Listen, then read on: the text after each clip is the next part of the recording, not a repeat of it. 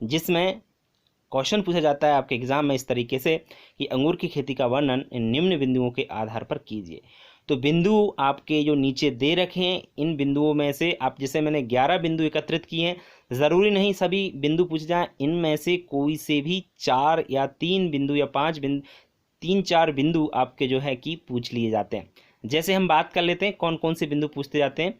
वानस्पतिक नाम एवं कुल, उत्पत्ति स्थान, जातियाँ, प्रसारण, काट छाट, इसमें आपका ट्रेनिंग भी कह सकते हैं, कृंतन का समय, फूलने एवं फलने का समय, उपज, आर्थिक महत्व, कीट एवं रोग। दोस्तों ये सभी पॉइंट्स हैं, इनके बारे में हम अब आगे विस्तृत अध्ययन कर लेते हैं।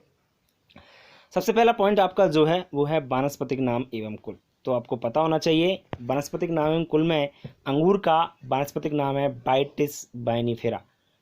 क्या नाम है आपका? बायटिस बाइनीफेरा आपका अंगूर का वानस्पतिक नाम होता है। कुल क्या है आपका? कुल इसका अंगूर का बायटेसी कुल है। कुल कौन सा है आपका? बायटेसी। ठीक है। इसके बाद है आपका उत्पत्ति स्थान। उत्पत्ति स्थान सोवियत संघ आर्मेनिया। ठीक है दोस्तों, ध्यान रखें, सोवियत संघ आर्मेनिया आपका अंगूर का उत्पत्ति स्थान है। ये 3 चीज़ें आपको जनरली याद करनी होती हैं। बायटिस बाइनीफेरा इसका बॉटनिकल नेम, कुल इसका बायटेसी, उत्पत्ति स्थान सोवियत संघ आर्मेनिया। आगे हैं प्रमुख जातियाँ, जो कि अक्सर आपका जो पॉइंट है प्रमुख जातियों का ये पूछा जाता है। सीडलेस थॉमसन आपकी वैरायटी है, परलेट है, ब्यूटी वेदाना है, पूषा वेदाना और मोतिया। दोस्तों ये आपकी जाति हैं जो अंगूर की बहुत ही महत्वपूर्ण वैरायटी हैं। और आपको अंगूर आपने देखा होगा कि जो अंगूर होता है आपको इसमें सीड नहीं होता, बीज नहीं होता, और बहुत सारी ऐसी वैरायटी होती है इनमें सीड भी होता है जिससे मुनक्का बनाए जाते हैं, आपको पता होगा। तो ये आपकी प्रमुख जातियाँ हैं। चौथा है आपका प्रसारण। प्रसारण कैसे किया था? अंगूर का प्रसारण कर्तन विधि द्वारा किया था। कर्तन या कलम विधि क्या होती है मैं अच्छी तरह आपको समझा चुका हूँ पहले। आगे काट छांट या ट्रेनिंग की जो विधियाँ हैं उनके बारे में अध्ययन करेंगे। अंगूर की काट छांट की निम्न विधियाँ या आपकी ट्रेनिंग की जो निम्न विधियाँ हैं उनके बारे में हम जनरल जान लेते हैं। सबसे पहली विधि है निफिन विधि। तो दोस्तों इसमें क्या होता है आपको पता होगा, अंगूर की बेल होती है। ध्यान रखें, अंगूर का कोई पौधा नहीं होता, पौधे का मतलब बेल होती है इसकी, इसका कोई पेड़ वेड़ नहीं होता, ये बेल में लगते हैं अंगूर। ठीक है। तो निफिन विधि अंगूर की बेलों को तारों के ऊपर विशेष रूप से सजाने की विधि को ही निफिन प्रणाली कहते हैं। दोस्तों क्या होता है, अंगूर की जो बेल होती हैं उनको आपके तारों पर सजा दिया जाता है। तार मतलब तार लगे रहते हैं, उन पर उस बेल को चढ़ा दिया जाता है, तो वो चढ़ जाती है और उस पर ही आपके तार पर क्या होता है आपकी बेल में अंगूर लगना स्टार्ट होता है। तो ये आपकी निफिन प्रणाली होती है। दूसरी आपकी एक सहारे पर सजाने की विधि है। इसमें क्या होता है, इस विधि में दोस्तों 2 से 3 लताओं को 2 से 3 मीटर की दूरी पर लगा देते हैं और एक पौधे के सहारे ऊपर उनको चढ़ा दिया जाता है। बिल्कुल दोस्तों, इस विधि में क्या करते हैं, 2-3 जो लताएं या बेल होती हैं उनको 2-3 मीटर पर लगा करके और पौधे के सहारे ऊपर इनको चढ़ा दिया जाता है। तीसरी विधि है हेड प्रणाली।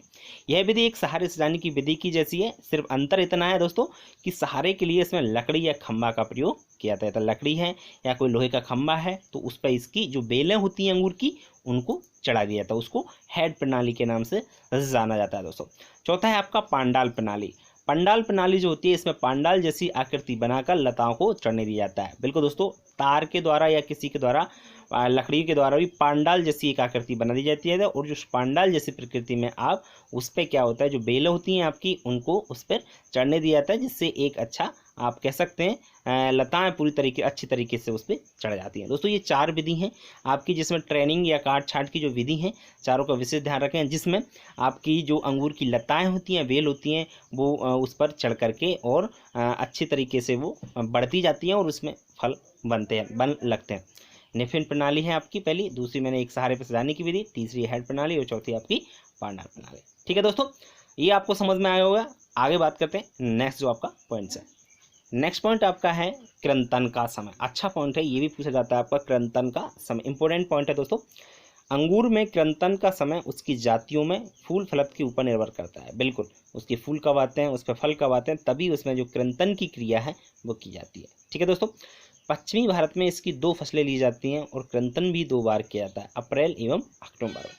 बिल्कुल दोस्तों, उत्तरी भारत में छटाई का सर्वोत्तम समय जनवरी का महीना है। दोस्तों क्या होता है मैं आपको बताऊं कि जो उसकी बेल होती है अंगूर की वो आपकी इधर उधर जाती है, उसमें जो आपकी बेल तो उसकी काट छाँट करना मतलब कृंतन करना ज़रूरी होता है, क्योंकि जिससे वो फैल सके।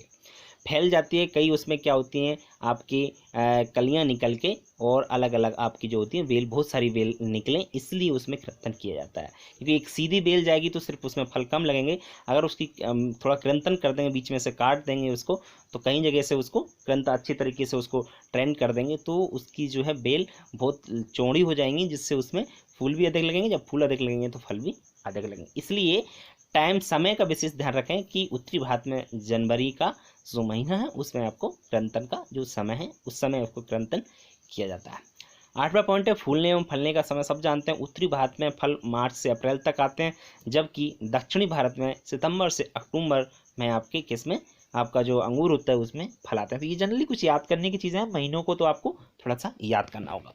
अब बात करते हैं हम लोग आगे, कीट एवं रोग की बात करें तो कीट इसमें थ्रप्स लगता है, जैसिड है, बीटल है, तो इसमें ये आपके कीट लगते हैं, ये आपको जनरली थोड़ा सा याद रखना है।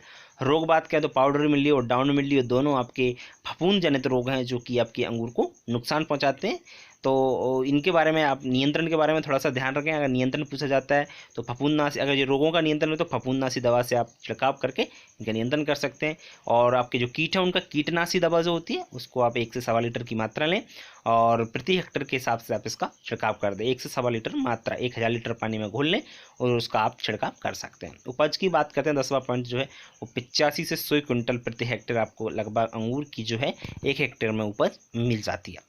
ठीक है दोस्तों, आर्थिक महत्व की बात करें, जनरली इसको तो सब लोग जानते हैं कि इनके फलों को सुखाकर किशमिश बनाई जाती है, इससे मुनक्का भी तैयार किए जाते हैं। आपको पता होगा किशमिश होती है बहुत ही महत्वपूर्ण आपका ड्राई फ्रूट्स है, पता होगा। अंगूर को सुखा लें, देन आफ्टर जो तैयार होती है वो आपकी किशमिश है। जो बीज वाली आपके अंगूर होते हैं उनको सुखा लें तो आपका मुनक्का तैयार किया जाता है। अंगूर से दोस्तों सबसे महत्वपूर्ण है जो अंगूर से शराब भी बनाई जाती है। 80% दोस्तों अंगूर से शराब बनाई जाती है, ध्यान रखें। 80% अंगूरों से क्या बनाई जाती है, शराब का ही रूप में इनको प्रयोग किया जाता है। जनरली जितनी भी आपकी शराब आती है बहुत सारी शराब इससे बनाई जाती है। अंगूर में 26% चीनी पाई जाती है, तो इससे सभी प्रकार के पोषक तत्व भी पाए जाते हैं। दोस्तों आपको खाने में भी इसका प्रयोग किया जाता है, जनरली आपने देखा होगा बहुत सारे लोग अंगूरों को जनरली यूं ही खाने में प्रयोग करते हैं। दोस्तों इससे वस्तुनिष्ठ प्रश्न भी, मतलब एक ओटी भी पूछा जाना है तो उन ओटियों को हमने इसमें एकत्रित किया है जो कि बहुत महत्वपूर्ण है। एक ओटी आपका अगर इन क्वेश्चन को, इन पॉइंट्स को आप याद कर लेते हैं या समझ लेते हैं तो आपका 1 नंबर पक्का हो जाएगा। तो इनको हम लोग थोड़ा सा जान लेते हैं। पूवन, पूवन दोस्तों केले की एक प्रमुख किस्म है, ध्यान रखें। पूवन किसकी किस्म है, आपकी केला की प्रमुख किस्म है। दूसरा पॉइंट है दोस्तों बंची टॉप बीमारी केले की प्रमुख बीमारी है। ठीक है दोस्तों, मैं आपको वैसे पढ़ा चुका हूँ केले की पूरी फसल में, यहाँ पर भी देख लीजिए बंची टॉप बीमारी आपकी केले की एक प्रमुख बीमारी है। ठीक है दोस्तों, तीसरा पॉइंट है पपीता में नर एवं मादा 2 प्रकार के पौधे पाए जाते हैं। बिल्कुल, पपीता जो होता है उसमें नर एवं मादा फूल भी कह सकते हैं आपके 2 तरह के, डायोसियस और आपके मोनोसियस, 2 तरह के आपके इसमें फल पाए जाते हैं। नेक्स्ट है चौथा दोस्तों पूसा नन्हा पपीता की एक महत्वपूर्ण वैरायटी है, ध्यान रखें। पूसा नन्हा पपीता, ये क्वेश्चन पूछा गया है, पूसा नन्हा पपीता की किस्म है वो भी एक महत्वपूर्ण किस्म है। 5वां पॉइंट है दोस्तों अंगूर का जन्मस्थान सोवियत संघ आर्मेनिया क्षेत्र। अभी आपने जाना कि अंगूर का जन्मस्थान कहाँ पर है, सोवियत संघ आर्मेनिया क्षेत्र इसका उत्पत्ति स्थान है। 6वां पॉइंट है दोस्तों अंगूर उपोष्ण जलवायु की फसल है। बिल्कुल अंगूर जो है आपकी कौन सी जलवायु की फसल है, आपकी उपोष्ण जलवायु की एक महत्वपूर्ण फसल है। 7वां पॉइंट है दोस्तों मध्य प्रदेश में अंगूर की छटाई का उत्तम समय ये है, क्योंकि एमपी बोर्ड के लिए ही आपके मैं आपको ये पढ़ा रहा हूँ तो इसमें आपको पता होना चाहिए कि मध्य प्रदेश में अंगूर की छटाई का समय क्या है। तो उत्तम समय 20 मार्च से 20 अप्रैल। 8वां पॉइंट है दोस्तों पपीते के कच्चे फलों के दूध से पपेन बनाया जाता है। बिल्कुल, पपेन के बारे में पपीता की फसल जब पढ़ाई थी जब मैं आपको उसमें अच्छी तरीके से समझा चुका हूँ। 9वां पॉइंट है दोस्तों अंगूर बायटेसी कुल का पौधा, ये तो आपने अभी जाना। और 10वां जो कि महत्वपूर्ण पॉइंट है हरी छाल केले की किस्म है। हरी छाल किसकी किस्म है, केले की। इस क्वेश्चन को, इस पॉइंट्स को पूछा गया है सन 2018 में। 11वां पॉइंट है दोस्तों अंगूर का रोपण का समय फरवरी है। अंगूर को कब रोपा जाता है, फरवरी के महीने में इसको रोपा जाता है। दोस्तों आज के लिए इतने ही।